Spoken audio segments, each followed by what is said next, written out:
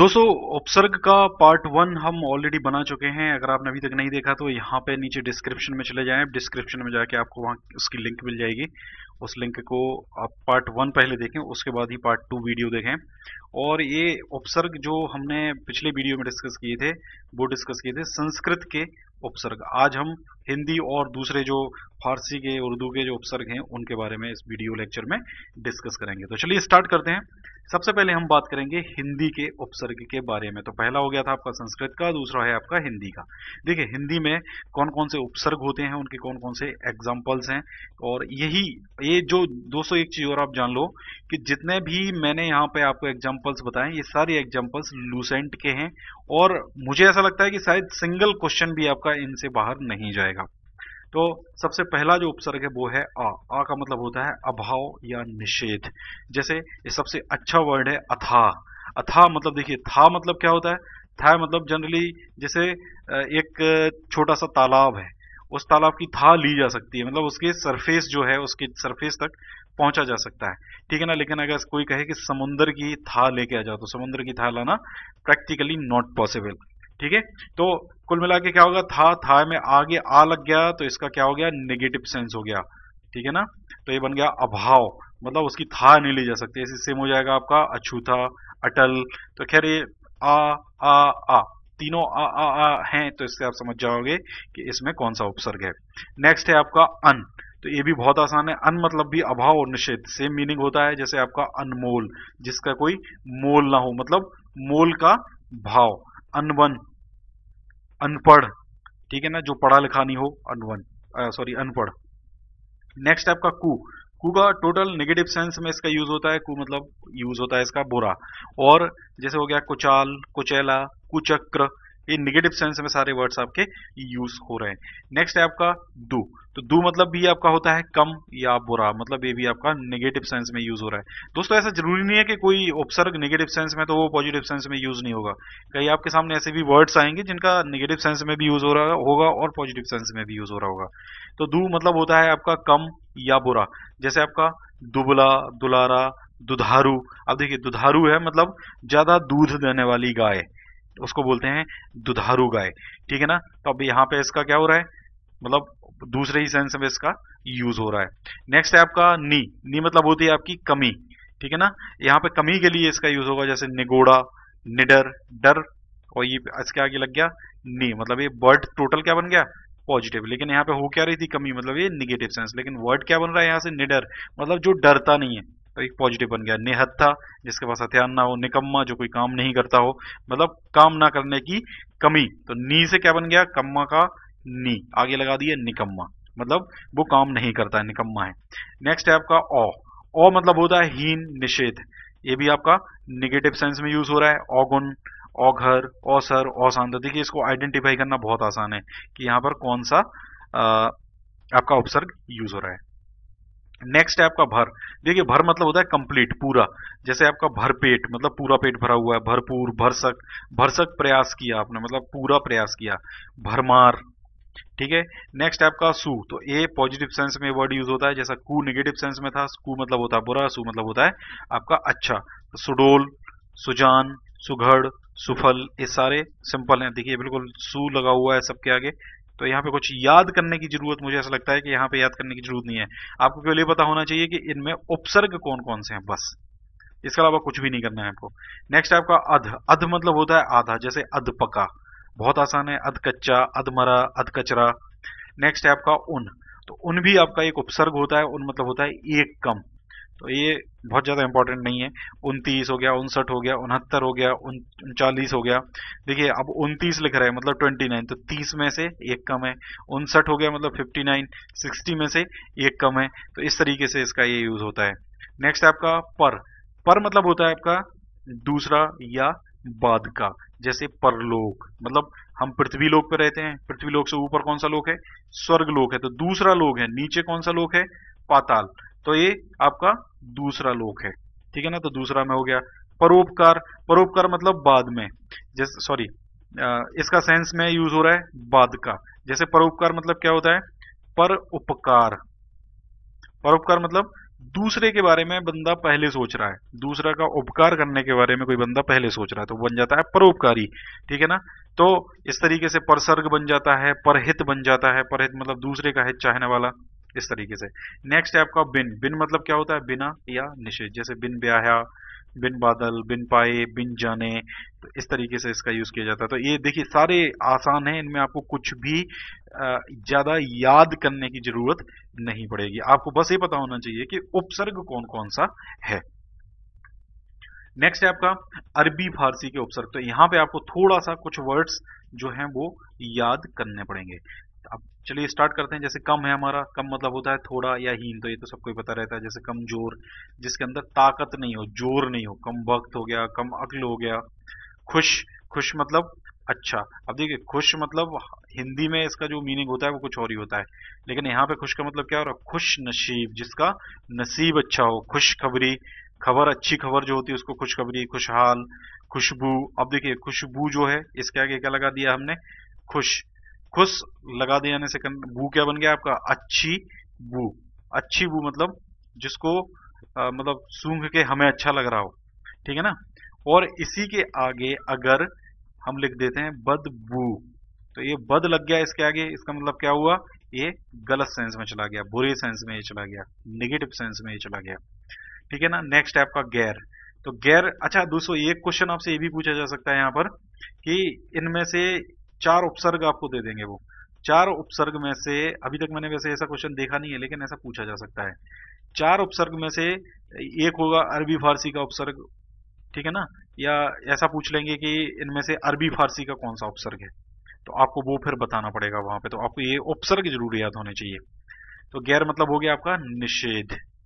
ठीक है ना। तो गैर हाजिर हो गया मतलब जो हाजिर नहीं है, गैर कानूनी, जो कानून के बारे में नहीं जानता है। गैर मुल्क हो गया गैर जिम्मेदार, जो जिम्मेदार नहीं है, मतलब जिम्मेदारी निषेध है, मतलब उसके पास जिम्मेदारी नहीं है, मतलब गैर जिम्मेदार।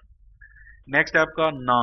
तो ना मतलब हो गया अभाव, किसी चीज की कमी, जैसे नापसंद, ना समझ, नाराज, नालायक। तो ये भी बहुत आसान है। बा, बा मतलब होता है और या अनुसार, जैसे बनाम, बदौलत, बदस्तूर।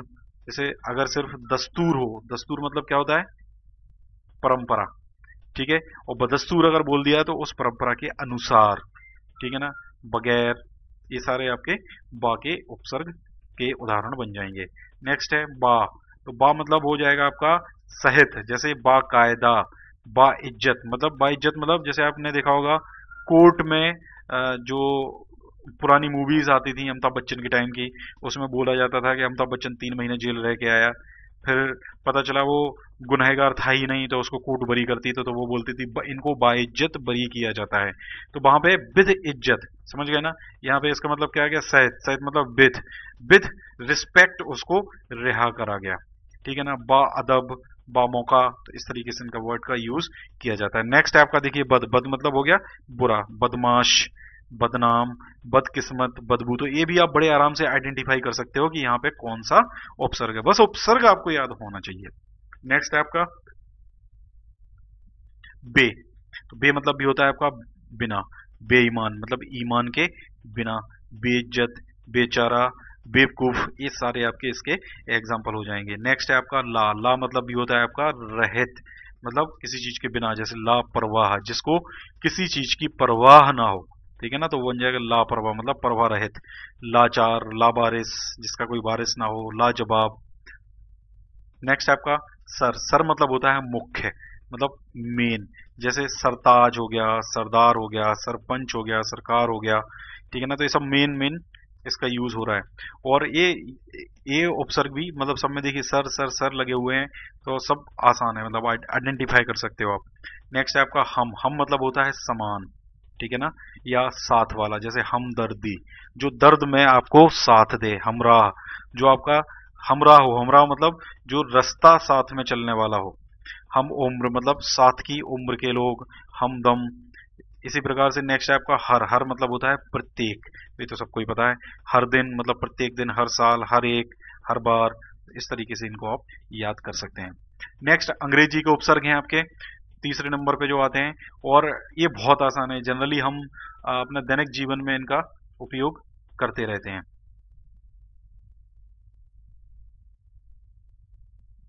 अब इनमें जो आपके उपसर्ग हैं, जैसे सब, सब मतलब होता है अधीन, नीचे, जैसे आप बोलते हैं सब जज, सब SUB, सब कमिटी, सब इंस्पेक्टर, मतलब ये जैसे इंस्पेक्टर है तो इंस्पेक्टर के अधीन कौन रहेगा, सब इंस्पेक्टर। जैसे आप SI की प्रिपरेशन कर रहे हैं तो आपको इंस्पेक्टर के अंडर में काम करना पड़ेगा, इस तरीके से।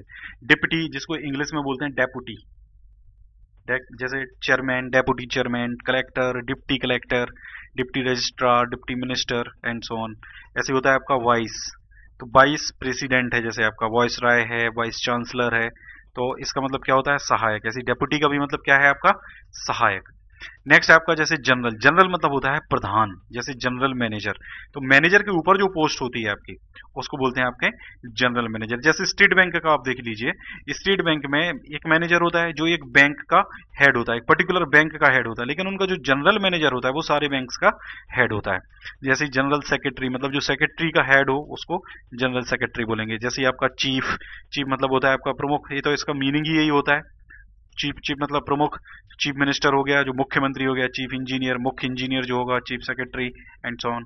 नेक्स्ट आपका हेड, हेड मतलब भी क्या होता है आपका मुख्य, जो मेन है, जैसे हेड मास्टर है तो मास्टरों का जो हेड है, मास्टरों का जो मेन है वो है आपका हेड मास्टर, ऐसे ही होगा आपका हेड क्लर्क। तो ये बहुत आसान है अंग्रेजी के जो उपसर्ग हैं वो।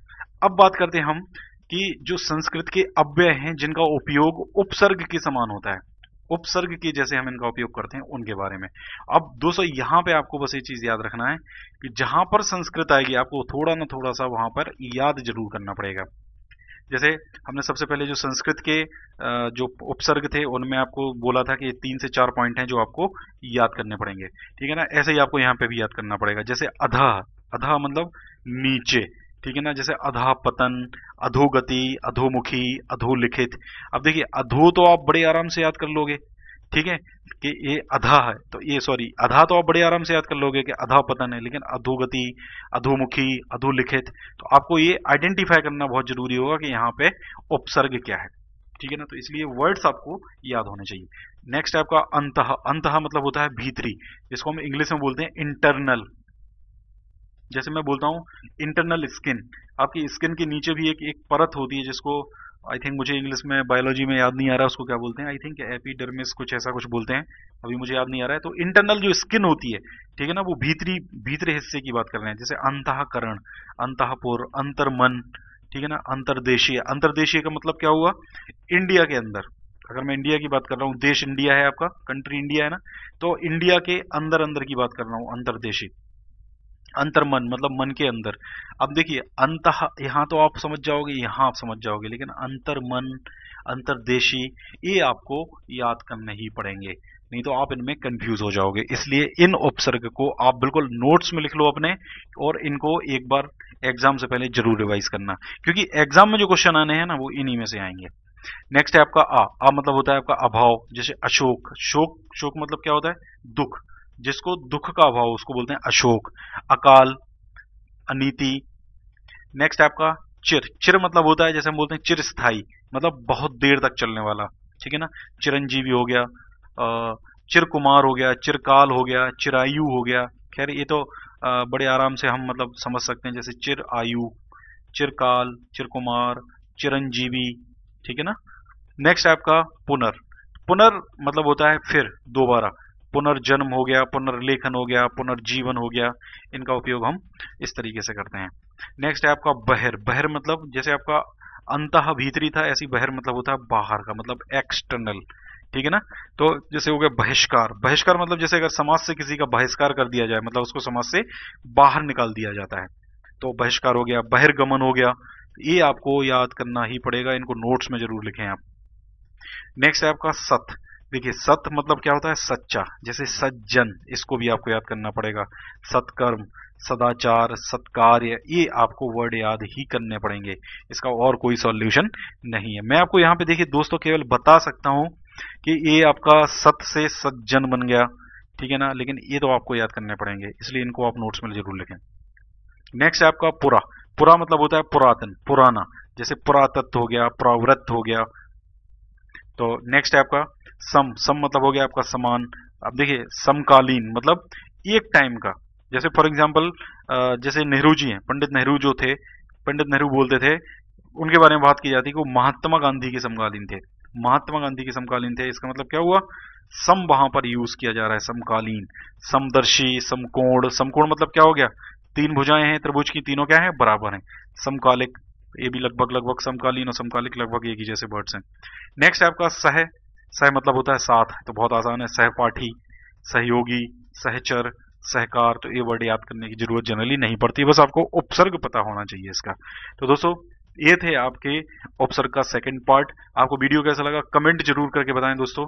और आप लोग शेयर बहुत कम करते हैं, शेयरिंग जरूर करें, अपने दोस्तों को जरूर बताएं इस चैनल के बारे में, इन वीडियोस के बारे में, ताकि वो भी अपनी प्रिपरेशन यहाँ से कर सकें। और चैनल को अगर अभी तक आपने सब्सक्राइब नहीं किया तो इस लिंक पे जाके आप चैनल को सब्सक्राइब कर सकते हैं। ये हमारा फेसबुक पेज है, ये हमारा फेसबुक ग्रुप है और ये हमारा टेलीग्राम का चैनल है। ये सारी लिंक मैंने नीचे यहाँ पे डिस्क्रिप्शन में दे रखी है। हर वीडियो की डिस्क्रिप्शन में ये लिंक रहती है, आप इनसे जुड़ना चाहते हैं तो आप लिंक पे जाके सीधे ज्वाइन कर सकते हैं। Thank you very much.